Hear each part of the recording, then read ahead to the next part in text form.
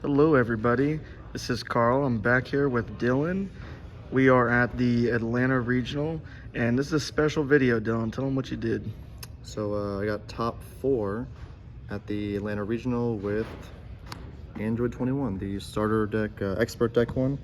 So did pretty well, pretty happy. Got all this nice prizing here. Got the serial number card. Indie money, that is cool, I ended up man. trading a lot of my prizing for a Beast Go on too, so. What number did you get on the serial card? Ended up getting a 423, so Beautiful. pretty nice weekend for me, I would say. Did the best of us all. So tell us about your deck. Show us what you played. All right, so this is 21 expert deck leader. The leader on the weekend side's pretty basic. Just when you attack, draw. You awaken at 6 or less life. If you have a blue-green in your energy, that's pretty easy. So as long as you get hit once, you're guaranteed to awaken turn 2 unless they counterplay you. So when you awaken, untap 1, draw 1. You have a permanent where you cannot play battle cards higher than 5. So there's anything 6 or more you cannot play. So none of the broken blue-green stuff, because you ramp a bit in this deck, so you're not allowed to play anything too big, which is fine because all your stuff is 5 or less. So the complicated part with the deck is this auto. So when an energy is sent to the drop by one of your skills, you can any color energy, by the way. You can take any blue-green multicolored card from your drop and replace it, put it back in your energy, and draw 1. And then during your opponent's next main phase, you can untap a blue-green energy. So Very good. There's ways to proc this on your opponent's turn too. So if you use the ability on both your opponent's turn and your turn, since the effect says on your opponent's next main phase, you just have to untap 2 energy. So pretty nice. Very strong leader. Get you some draws. Let you recycle some dumb cards that I will show you. So while the leader is crazy, that main deck. Oh yeah. So we'll start with the little ones. So 4 speedy subs. This is one of the most required cards in the deck, I would say. Just top 5 for any blue android, so I can start secret rare in this deck, which is pretty important.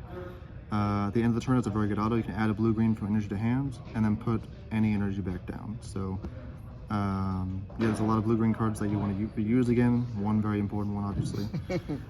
So adding it back, also top 5 searching for anything you want. It's insanely good. With only 1 energy. Very nice. The newest card in the deck that makes this deck actually pretty broken is Trading Places. So this card probably shouldn't have been made, but Tell us what that one does, because it's a new one. Breaks the deck. So you can play it 2 ways. You can either pay 1 and play it as barrier and limit 1. At the end of the turn, you can place energy in the drop, which obviously procs your leader effects. For energy going to the drop, you get to replace 1 and draw, and untap. But the very, very good part says when you combo with it on either player's turn, you can sack an energy, which gets your leader effect off. Then you add a multicolor from energy to hands and put 1 back down. So you get to add something from energy to hand, and then you get to replace its leader, and you get to draw on your opponent's turn. Now that's what procs the untap 2 on your opponent's turn. So I play the blue-green 18 super combos in this deck, and there's ways. This and speedy subs, and some other cards in the deck, like I'll just show you now. The Master Roshis. They have the same thing where you combo with it. You can add a blue-green to hand, and then put any energy back down. And they all say you can put any energy down. Doesn't have to be the multicolor.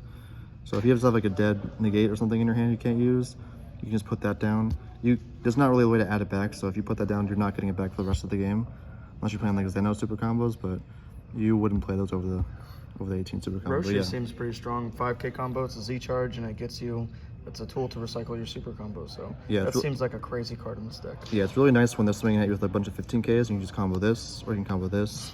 Gets you out of the swing, and it also gets your super combos back. Yeah. And then these, obviously, when you play them, you can just combo them off. So is that all the cards that recycle the super combo? I believe so, yes. And which super combo? If there is one I'm forgetting, I'll let you know. But those are the main ones to recycle super combos. So you can super combo 4, 6, 7, 8.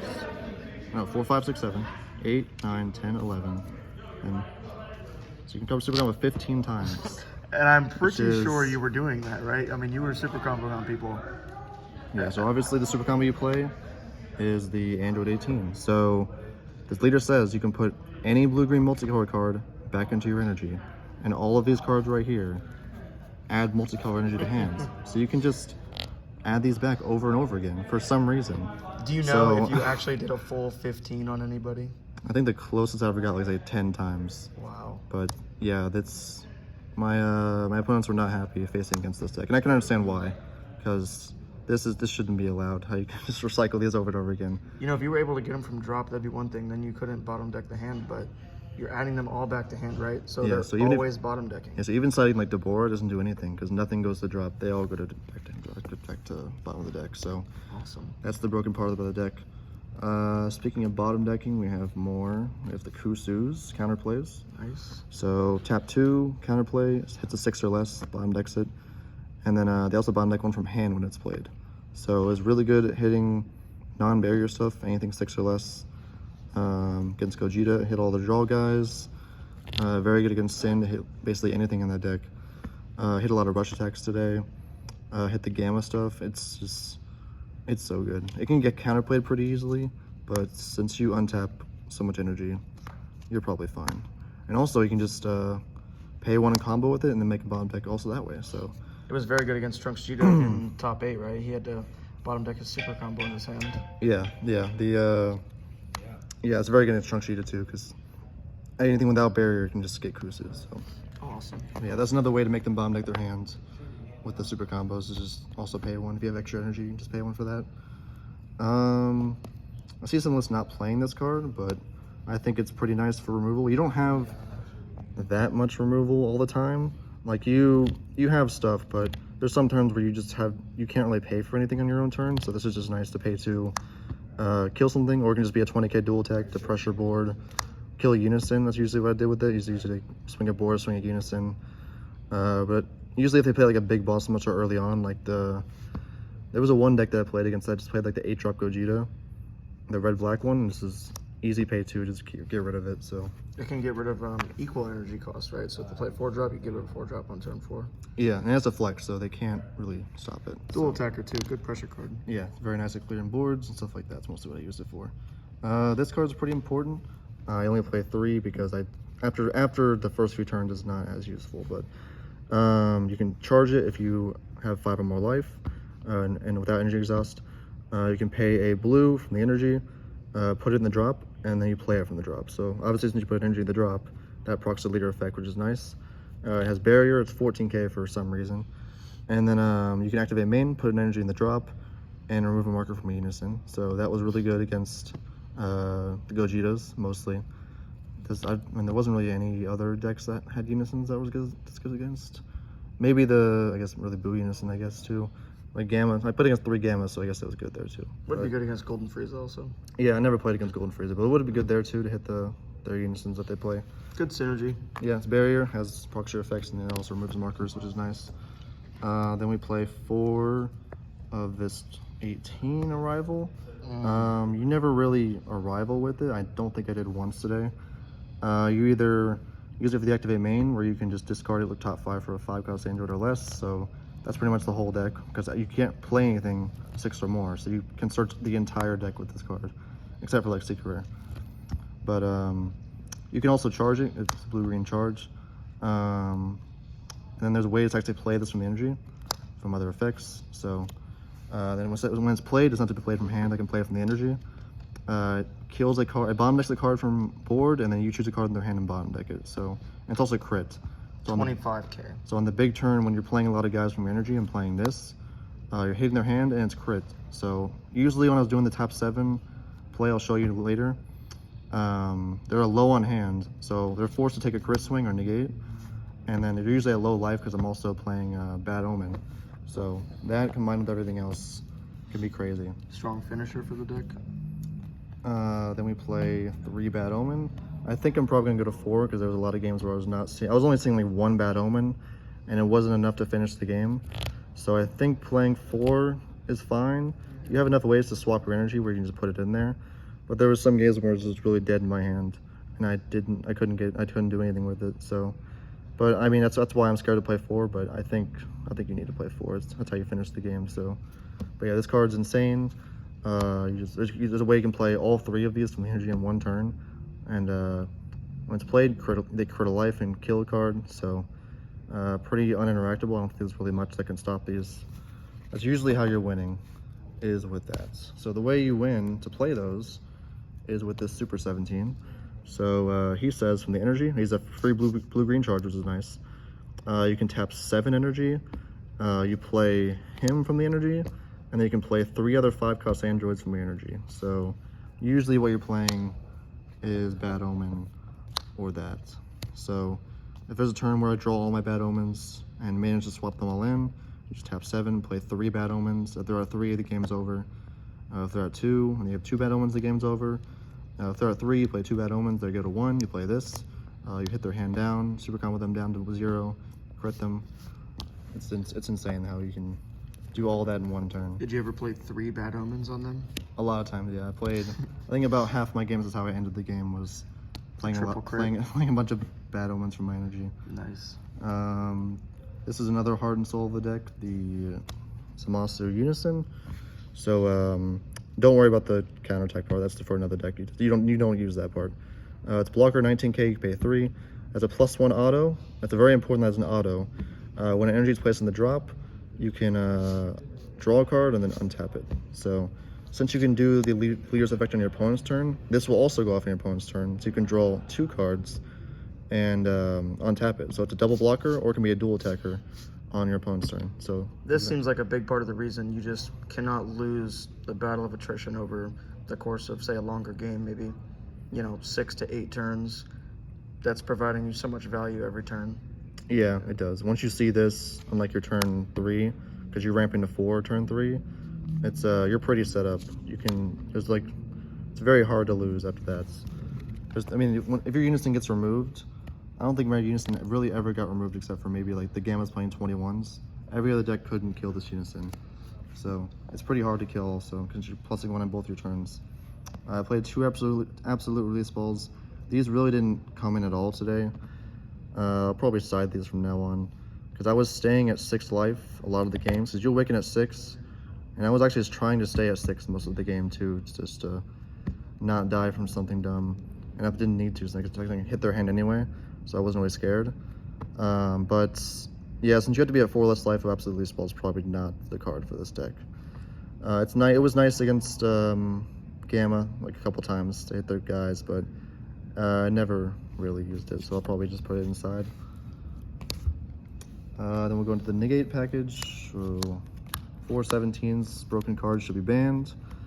Pay 1 Negate if you have a Z card in play, which is very easy, or 3 or more Z energy.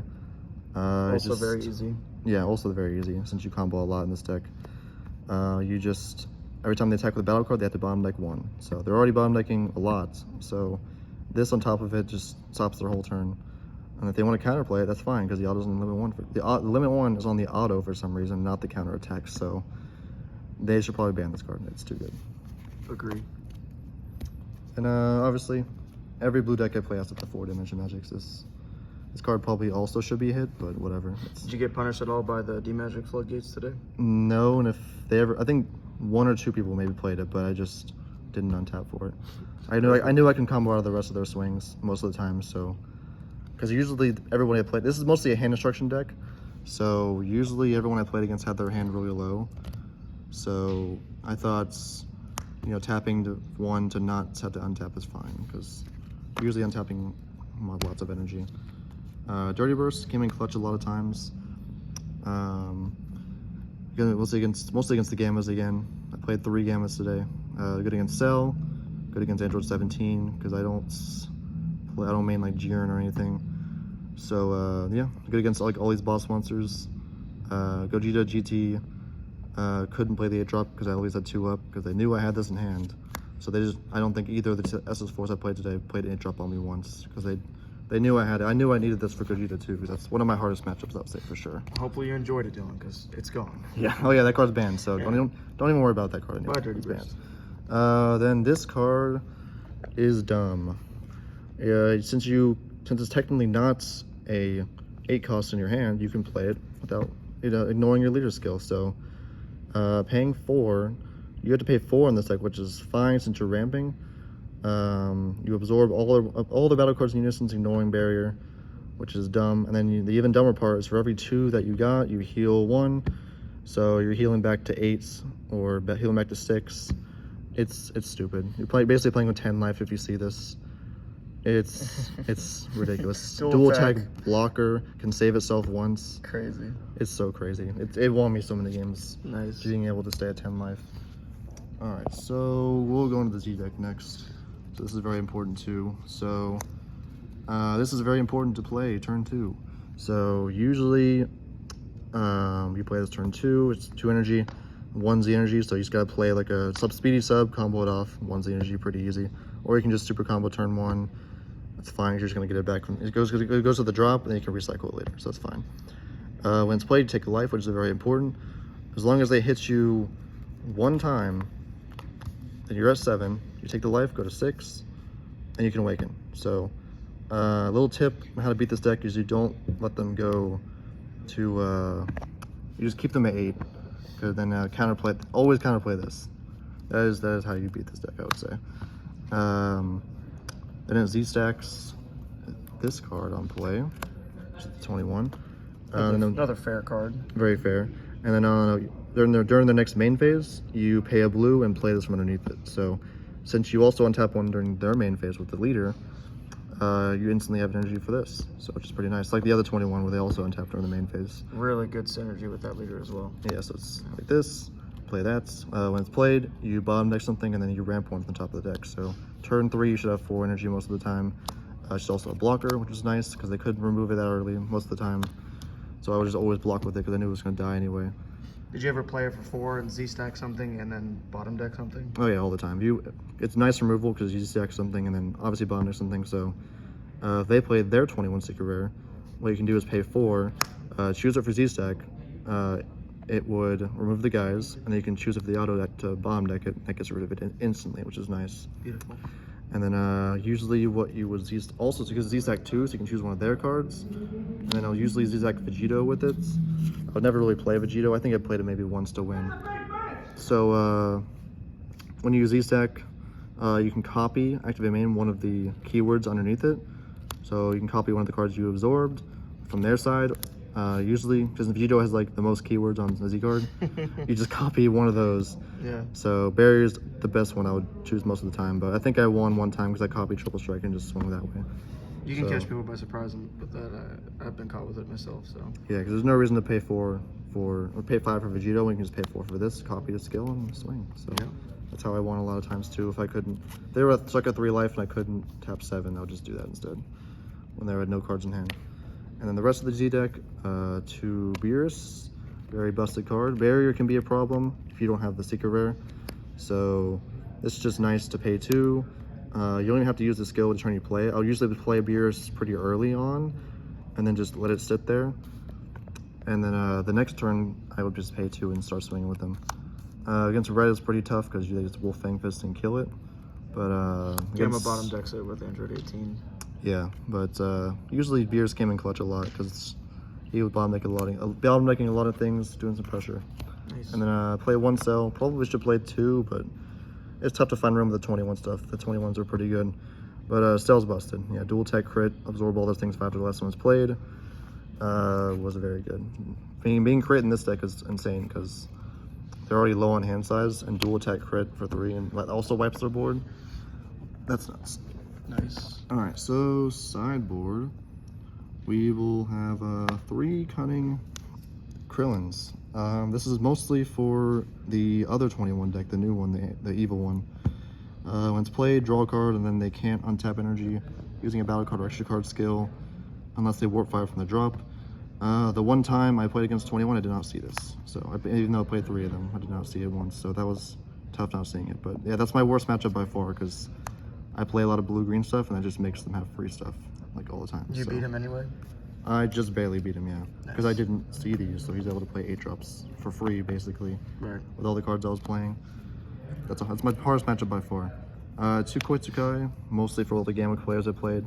I think I put it in against Trunk Cheetah too. But definitely helped against a couple of games where they just couldn't 17, they couldn't 14, unless they wanted to discard a lot of cards. Because they're already low on hand, so this is even more just hating their hand if they punishing them for wanting to counter me. Sometimes I didn't see it though against Gammas, which sucked. BMS only sided it against Trunks Cheetah because that was all it was for. Luckily I saw it against that deck, so I played it turn 1. He couldn't really do much for like 5 turns since this was not getting rid of it, so that's mostly what's for. Strong Sheet. It's a free play off the leader, stopping that. Played 2 Zenos. Unfortunately got errated, so don't play it after this video. So what it was supposed to be for was the Goku Black that's coming out, or any random universe decks that were coming out. You can just pay 1 play from your hand. It used to say when it's played, you choose up to 12 of their opponent's battle cards, ignoring barrier with indestructible, ignoring indestructible as well, that have a universe or God. Is it what? Is it God? Yeah, God or universe, ignoring barrier ignoring barrier and indestructible, and kill them. So I was scared that Goku Black might be a real threat. So I was like, I have some space, I'll just side into these Zenos, but didn't even see a single Goku Black in this whole tournament. So to be fair, it's probably a safe side card because you would have. It was pre-errata for this tournament, so it would have worked, right? Assuming you did play against a deck that, ran the gods. But yeah, now that card is. Yeah, now it's actually useless. It's completely useless. Don't ever play this card. It's bad. 2 Deborahs. I saw some people playing Reboot Cell and stuff like that, so I was prepared. Because this deck probably can struggle against hand destruction.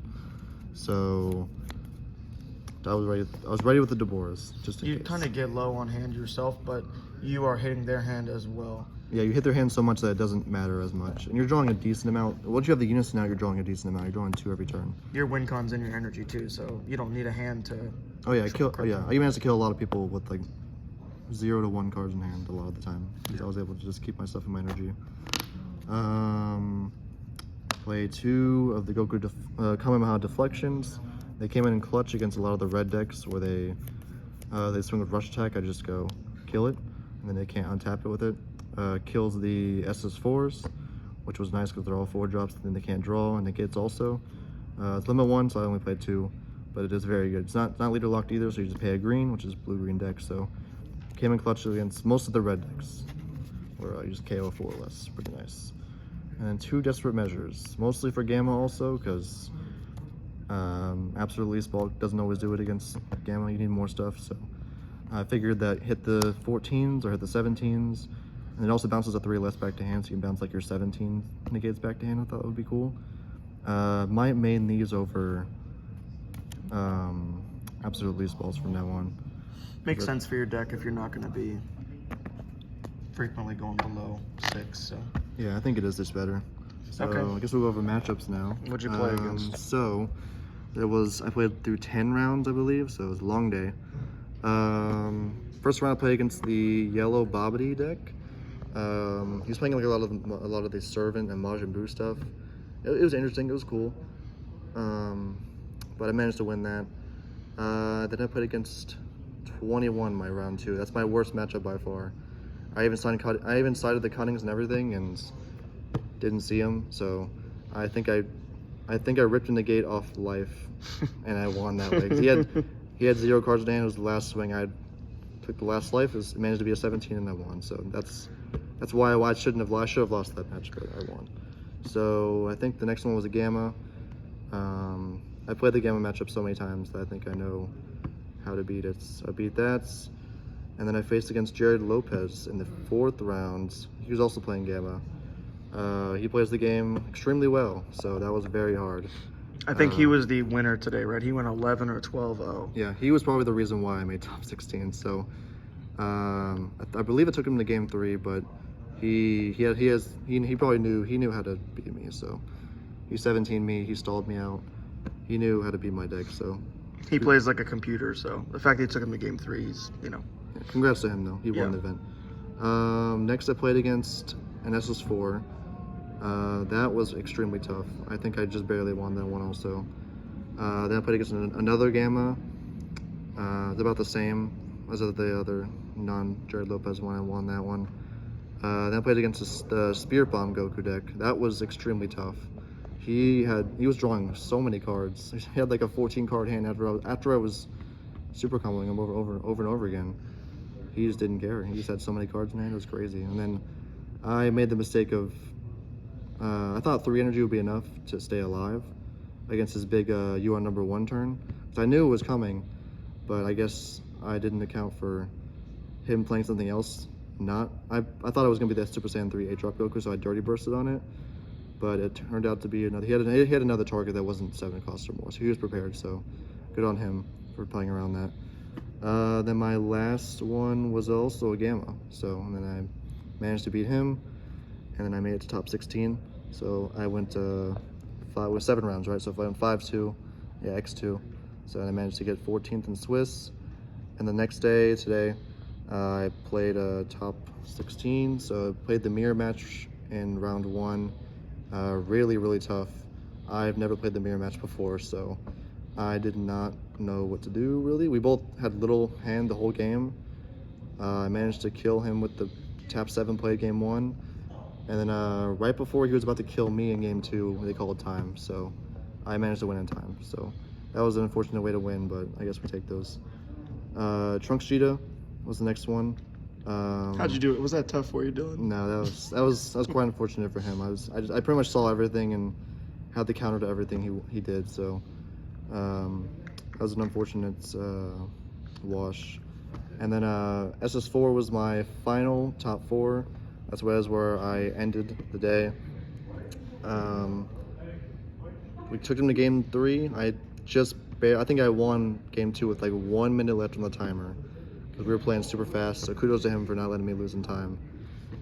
We took it to game 3. He played it well and aggroed. He knew he had to win in time, so he aggroed me down to like 3 life. I had Sticky Rare in hand, but I couldn't heal enough to win. So that's where I lost.